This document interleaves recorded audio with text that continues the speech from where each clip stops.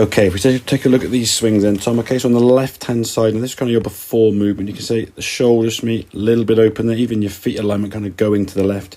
As we said, this is all in kind of an attempt to try and cure the fix or the shot that's curving off to the right by just getting everything swinging to the left. So we can see as the club goes back here now, the left arm now kind of moving away from the chest, club now getting behind your hands, getting what we call quite laid off. Now at this point, that club face is probably pointing up to the sky quite a lot, just by the position of your left wrist there. Because of that forearm rotation, right leg not really moving that much, right hip not moving that much. And then as you get to about here now, because the club can't stay that low, you have to now start lifting your arms, and that lifting causes that club face to get in that, what we called last week, that cupped position, causing that club face to get open. Then as a result, when you come back in the golf ball, you're forced to now steepen off that angle, get that club coming back in the golf ball, trying to swing it as hard left as you can.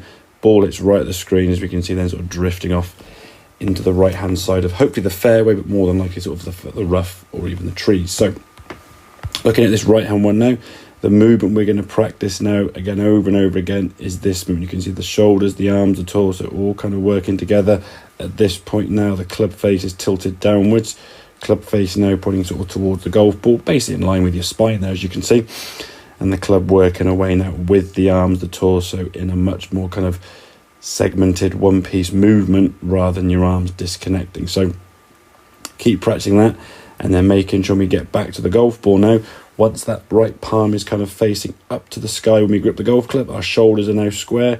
We've done all the prep work beforehand. Now we can just swing the golf club normal. As we see, we get to this position, the club face now, and that left arm much more in line.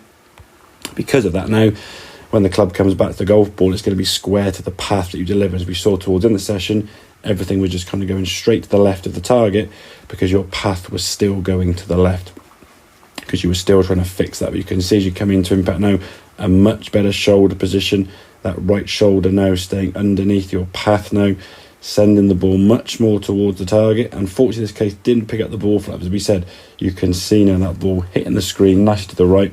And just look at the two impact positions there in terms of your right arm and the right shoulder, swinging the club more towards target, as opposed to this one here now where that right arm's kind of straightened out in more this way, trying to get the club to swing the golf club to the left, shoulders left to target, and just more of a pulling sensation, right knee off the ground, right foot, all in an attempt to try to send this ball, as I said, anti-right, which eventually means that ball's going to start swinging left. So work on that wrist position, or that forearm position, elbow position. We don't think we had in the video here. Nope.